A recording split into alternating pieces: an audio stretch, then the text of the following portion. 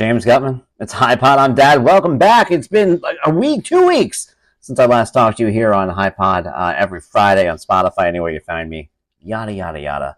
HighPodI'mDad.com. Thank you for taking the time to check me out. I am back. We are on YouTube. Maybe you're watching this right now, in which case, how are you? We're doing a lot more video content, trying to put more, actual moving images of me and Lucas, because I don't know. It's new millennium, folks. You gotta get with the times. So what I did this past week, if you guys got a chance to check me out, you could follow me, by the way, digitally. Don't follow me on the street.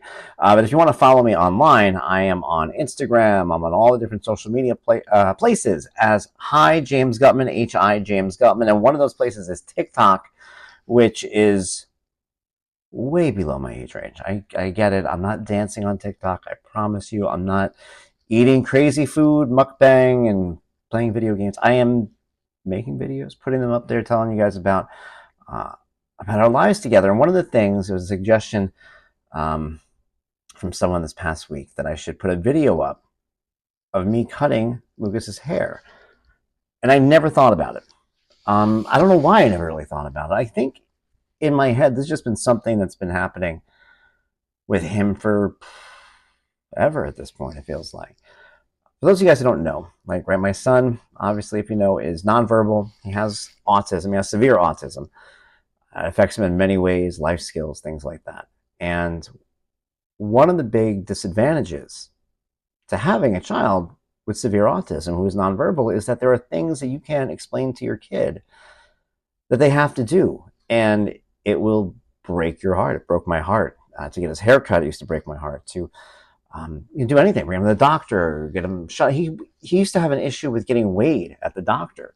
Like, you can give him a shot. He was cool. He didn't care. He's like, whatever, dance around. But getting on the scale, it was like throwing him into a swimming pool. He would freak out. And I would feel terrible. And I couldn't be like, buddy, this is what big boys, you can't do that. The first time he ever took a school bus, that was terrible. He was little, man. He was like preschool. And we put him on a school bus. And they told us it was good. He should do it. It's good for him. And to this day, he's good with it. So I'm grateful. I don't know if I'd make the same choice now looking back. I don't know. I probably would, because it helped him. But either way, I couldn't sit him down. And I couldn't tell him why we were doing this. And one of those things was the haircut. And I've told the story before. We go to this autism-friendly. If you're on YouTube, you see me doing the little finger bunnies. Autism-friendly hair place in kind of a swanky Long Island town. I'm not going to name the town. I probably named it at some point or another. And we go to this hair salon that's supposed to be autism-friendly. I knew right from the beginning, I was like, there's nothing particularly autism-friendly about this place. It was fire engines instead of chairs. They were very cramped. There wasn't a lot of room. It was weird. So we go in there, and we're kind of making our way around. And thankfully, there was no one else in this autism-friendly hair salon. It was just me and him. And I knew that up until now, my wife at the time had been having issues getting him to sit for his haircut. It's one of the things that she was doing. So I said, I'll do it. I'll bring him. So we go to this place, and we end up at one of the fire engines, and he gets in. And I sit back, and I'm like, all right, let's see this lady cut his hair. Let's see what autism-friendly is. And I lean back, and I watch her, and she goes to cut his hair, and he puts his hand up, and she puts her hands down. And she goes, huh. And she looks visibly frustrated. And I'm like, all right, now the magic happens. Now she's going to bring out whatever magical thing she does as a hairstylist and cut his hair and make him understand. And she tried again. He put his hand up, and she went, and before long, I realized there was no plan. Autism-friendly meant, I guess, that they don't throw things at us when we walk in. I don't know what autism-friendly means to these people, but it definitely didn't mean that they knew how to ease the concerns of a boy with autism.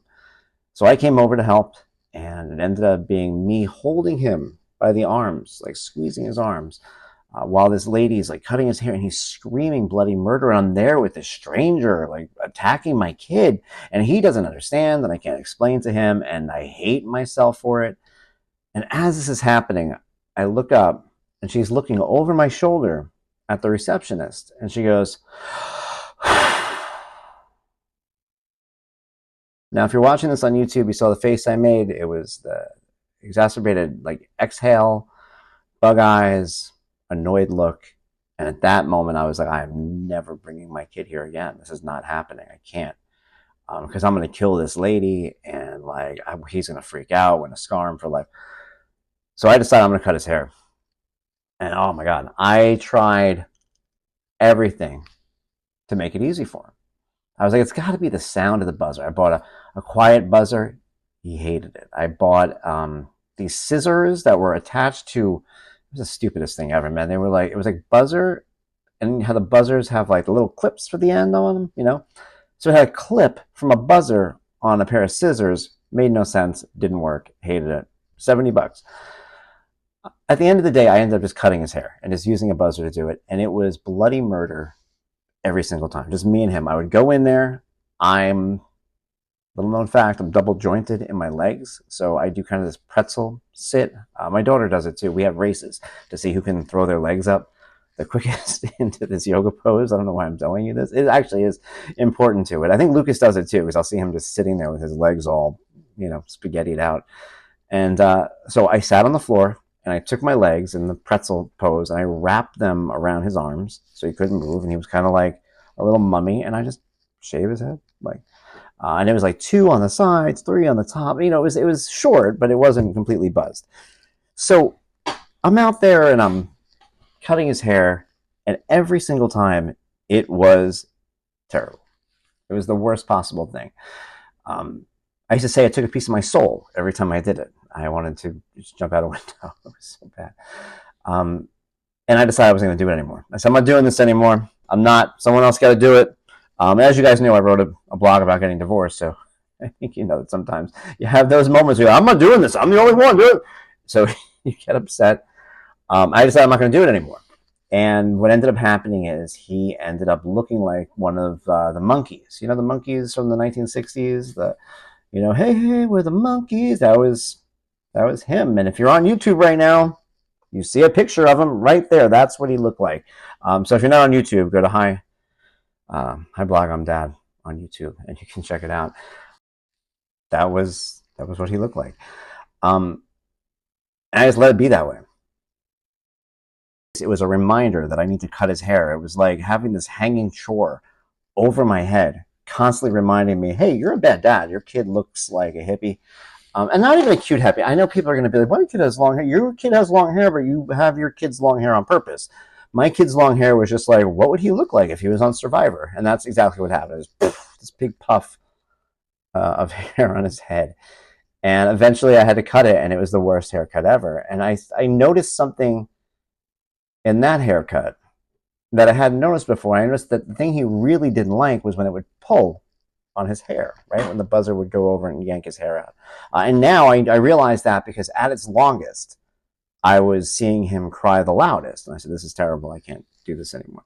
But I did. And this time I did it sooner because I didn't do a full job. And I kept doing his hair, not waiting as long between each one. And then one day, it all worked out. One day, the big secret, and people always say to me, what was your secret?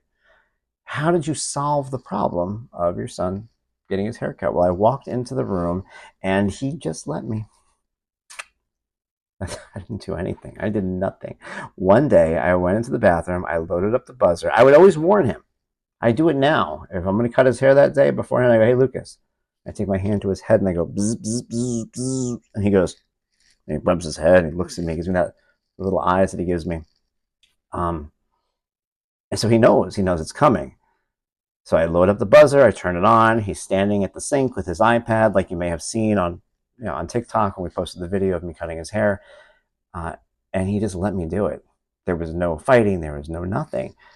And that's when I realized that a couple of things. First, there wasn't really a trick. Like, he had to reach a maturity level where he was like, oh, this is nonsense. I can do this. He does it at the doctor. He goes on the scale now.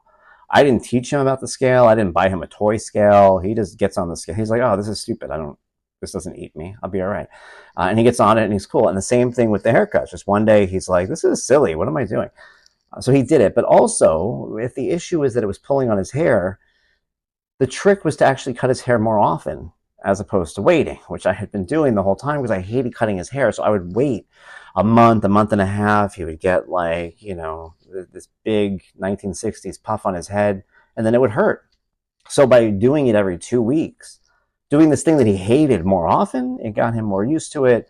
And his hair also wasn't as long to pull on. So that's what happened. That's how I cut his hair. But if you see it now on TikTok, we posted that video. It looks like, I don't know, man. It looks like we've been doing it forever.